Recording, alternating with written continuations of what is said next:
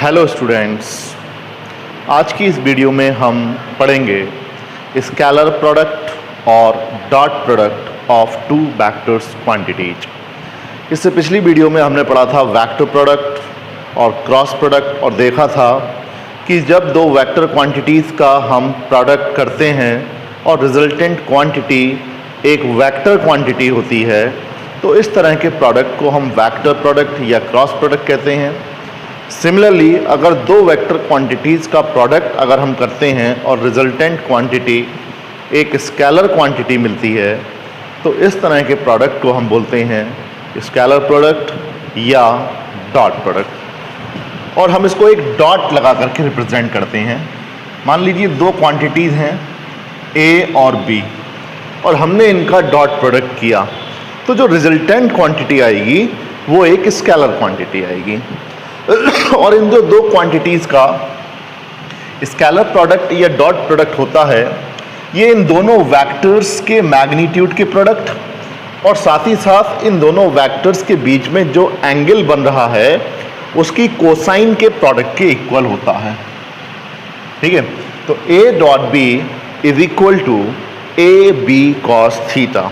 ए क्या है? Vector A का मैग्नीट्यूड है। बी क्या है? वेक्टर बी का मैग्नीट्यूड है। और कॉस थीटा क्या है? वेक्टर ए और वेक्टर बी के बीच जो एंगल बन रहा है उसकी कोसाइन है।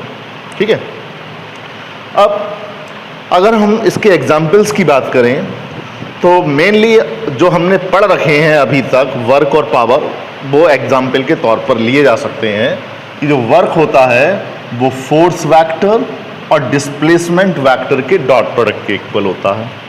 साथ ही साथ जो पावर होती है ये फोर्स वेक्टर और वेलोसिटी वेक्टर के डॉट प्रोडक्ट के इक्वल होती है। यहाँ पर अगर आप देखें फोर्स एक वेक्टर क्वांटिटी है, डिस्प्लेसमेंट एक वेक्टर क्वांटिटी है और इन दोनों का डॉट प्रोडक्ट करने पर जो क्वांटिटी वर्क मिल रही है हमें ये एक स्केलर क्वांटिटी है। सिमिलरली फोर्स एक वेक्टर क्वांटिटी है, वेलोसिटी एक वेक्टर क्वांटिटी है और इन दोनों का डॉट प्रोडक्ट करने से जो हमें पावर मिल रही है ये पावर भी एक स्केलर क्वांटिटी है। तो ये दो एग्जाम्पल हैं स्केलर प्रोडक्ट के। इसके अलावा हम कुछ प्रॉपर्टीज़ देख लेते हैं स्केलर प्रोडक्ट की। सबसे एक इम्पॉर्टेंट प्रॉपर्टी है स्केलर प्रोडक्ट की कि scalar product is commutative. Commutative का मतलब है कि अगर हम ए डॉट बी की वैल्यू निकालें या वी डॉट ए की वैल्यू निकालें ये आपस में इक्वल होती है। क्रॉस प्रोडक्ट में हमने देखा था कि A cross B is equal to minus B cross A था, वो एंटी कम्यूटेटिव था, जबकि स्केलर प्रोडक्ट या डॉट प्रोडक्ट कम्यूटेटिव होता है। ठीक है, इसके अलावा एक और प्रॉपर्टी है कि scalar product is distributive over addition. जिस तरह से वेक्टर प्रोडक्ट डिस्ट्रीब्यूटिव लॉ को फॉलो करता था ठीक वैसे ही स्केलर प्रोडक्ट भी डिस्ट्रीब्यूटिव होता है। हम कह सकते हैं A dot B plus C is equal to A dot B plus A dot C. ठीक है, इस लॉ को ये फॉलो करता है। साथ ही साथ अगर हम दो ऐसे वेक्टर्स का प्रोडक्ट करें या ऐसे दो वेक्टर्स का डॉट प्रोडक्ट करें या स्केलर प्रोडक्ट करें जो एक दूसरे के परपेंडिकुलर हों, ठीक है, तो क्या आएगा? मान लीजिए vector A dot vector B हमने किया and vector A is perpendicular to vector B.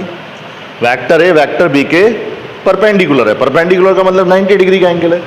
तो ए डॉट बी होता है ए का मैग्नीट्यूड बी का मैग्नीट्यूड और कॉस जो दोनों वेक्टर्स के बीच एंगल है और एंगल है 90 डिग्री।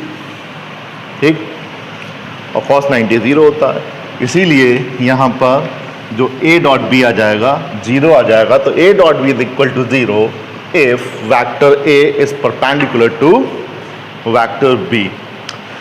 यहाँ से क्वेश्चन भी बन जाता है अगर आपको दो वेक्टर्स गिवन हैं और ये प्रूफ कराया जाए कि प्रूफ करिए कि ये दोनों वेक्टर्स एक दूसरे के परपेंडिकुलर हैं तो हम उन दोनों वेक्टर्स का डॉट प्रोडक्ट निकालेंगे। अगर डॉट प्रोडक्ट 0 आ जाता है तो ये प्रूफ हो जाएगा कि दोनों वेक्टर्स एक दूसरे के परपेंडिकुलर हैं। इसके अलावा अगर दो पैरेलल वेक्टर्स का डॉट प्रोडक्ट कर दिया जाए, पैरेलल वेक्टर्स जो सेम डायरेक्शन में है, अगर सेम डायरेक्शन में वेक्टर्स का डॉट प्रोडक्ट किया जाए ए डॉट बी और वेक्टर ए पैरेलल है वेक्टर बी के, तो फिर इन दोनों वेक्टर्स के जो मैग्नीट्यूड का प्रोडक्ट होगा वही इनका डॉट प्रोडक्ट होगा, क्योंकि ऐसे केस में आएगा A dot B is equal to A B cos 0 और कॉस 0 की वैल्यू 1 होती है, तो दो पैरेलल वेक्टर्स का डॉट प्रोडक्ट दोनों वेक्टर्स के मैग्नीट्यूड के प्रोडक्ट के इक्वल होता है। साथ ही साथ अगर हम किसी वेक्टर का डॉट प्रोडक्ट उसी वेक्टर के साथ निकालें, वेक्टर ए है और इसका डॉट प्रोडक्ट हम वेक्टर ए के साथ ही निकालना चाह रहे हैं, ठीक है, क्योंकि वेक्टर ए का डॉट प्रोडक्ट हम वेक्टर ए के साथ ही निकाल रहे हैं, इसलिए दोनों एक ही डायरेक्शन में है। एक ही डायरेक्शन का मतलब दोनों के बीच एंगल 0 डिग्री का है।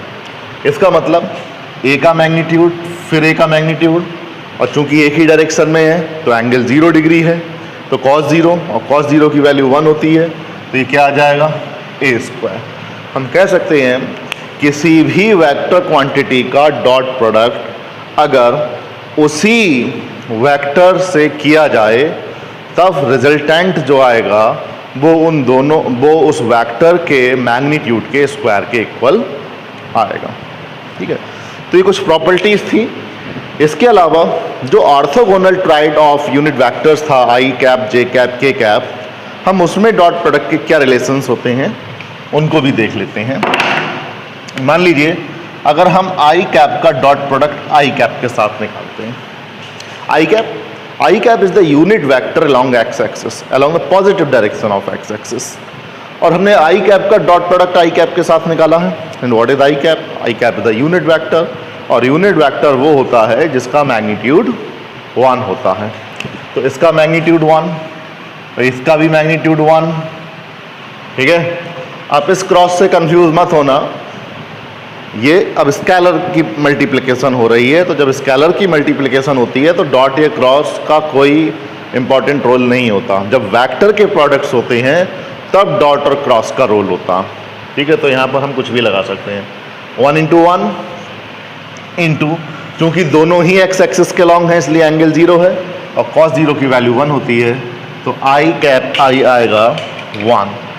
Similarly J cap dot J cap 1 and के कैप डॉट के कैप 1, ठीक है। लेकिन अगर हम डिफरेंट ऑर्थोगोनल यूनिट वेक्टर्स का डॉट प्रोडक्ट देखें, आई कैप का जे कैप के साथ या जे कैप का के कैप के साथ या के कैप का आई कैप के साथ, तब क्या आएगा? आई कैप डॉट जे कैप। ये एक्स एक्सिस के अलॉन्ग है, ये वाई एक्सिस के अलॉन्ग है, और दोनों एक्सिस एक दूसरे के परपेंडिकुलर हैं। और हमने प्रॉपर्टी देखी थी कि जब दो वेक्टर एक दूसरे के परपेंडिकुलर होते हैं तो इनका डॉट प्रोडक्ट 0 होता है। तो आई कैप डॉट जे कैप 0 आएगा।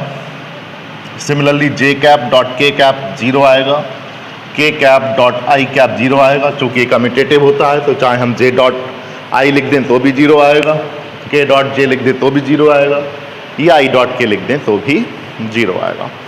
तो ये ऑर्थोगोनल यूनिट वेक्टर्स के बीच डॉट प्रोडक्ट के रिलेशनशिप हैं।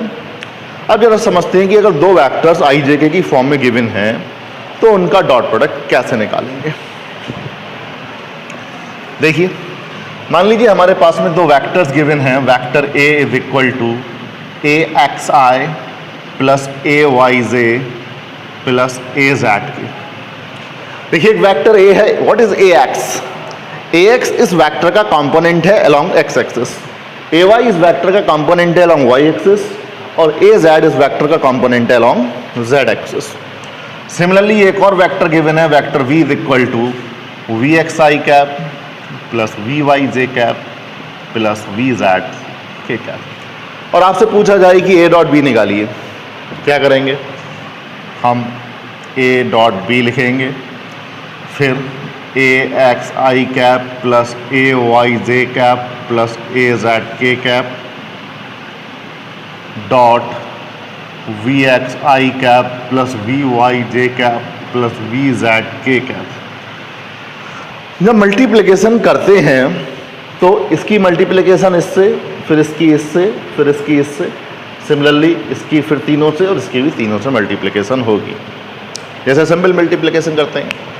लेकिन जब हम इस वाली टर्म की मल्टीप्लिकेशन इससे करेंगे तब हमें मिलेगा आई डॉट आई, और आई डॉट आई 1 होता है, हमने देखा था I cap dot I cap is equal to 1।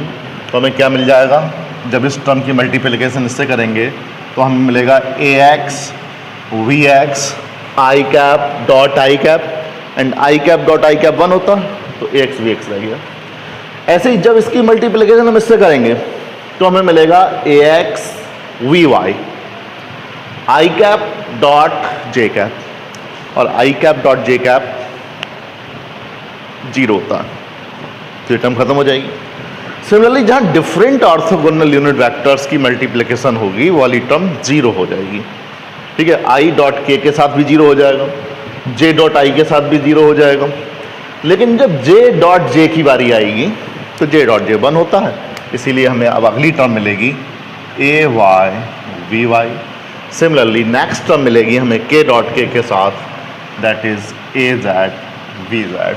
तो अगर कोई दो वेक्टर हमें आई जे के की फॉर्म में गिवन है तो उसका जो डॉट प्रोडक्ट का फॉर्मूला आ जाएगा A dot B is equal to A X V X is plus A Y V Y plus A Z B Z. जल्दी से एक क्वेश्चन देख लेते हैं। मान लीजिए कोई दो वेक्टर्स गिवन है, कोई भी आप वेक्टर्स कंसीडर कर लीजिए। Vector A is equal to 2i plus 3j plus 4k, for example मैंने ले लिया है v is equal to I minus J plus K. ये दो वेक्टर्स हैं और आपसे पूछा जाए कि इन दोनों वेक्टर्स का आप डॉट प्रोडक्ट बताइए, तो a डॉट बी हमें पता है क्या होता है, A X V X plus A Y V Y plus A Z V Z. A X की वैल्यू यहाँ पर 2 है, वी एक्स की वैल्यू यहाँ पर 1 है, प्लस ए वाई की वैल्यू यहाँ पर 3 है, वी वाई की वैल्यू यहाँ पर -1 है, ए जेड की वैल्यू 4 है और वी जेड की वैल्यू 1 है।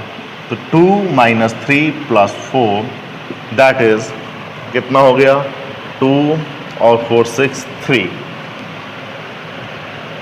ठीक है ना, तो ए डॉट बी की वैल्यू यहाँ पर आ जाएगी 3।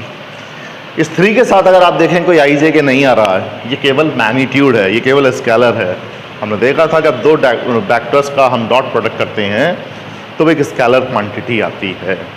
तो इस तरह से हम दो वेक्टर्स का डॉट प्रोडक्ट कर सकते हैं। कभी कभी इस तरह से भी क्वेश्चन आता है कि इन दोनों वेक्टर्स के बीच आप एंगल निकालिए कि कितना एंगल होगा। तो देखिए एंगल निकालने के लिए क्या करेंगे, हमने ए डॉट बी तो निकाल ही लिया। ठीक है, अब हम वेक्टर ए का मैग्नीट्यूड निकाल देंगे और वेक्टर बी का मैग्नीट्यूड निकाल देंगे। ठीक, वेक्टर ए का मैग्नीट्यूड निकालने के लिए हमें पता है under root A X square plus A Y square plus A Z square. तो A X square that is 2 का स्क्वायर 4 प्लस 9 प्लस 4 का square 16, 16 9 25 4 29 that is square root of 29।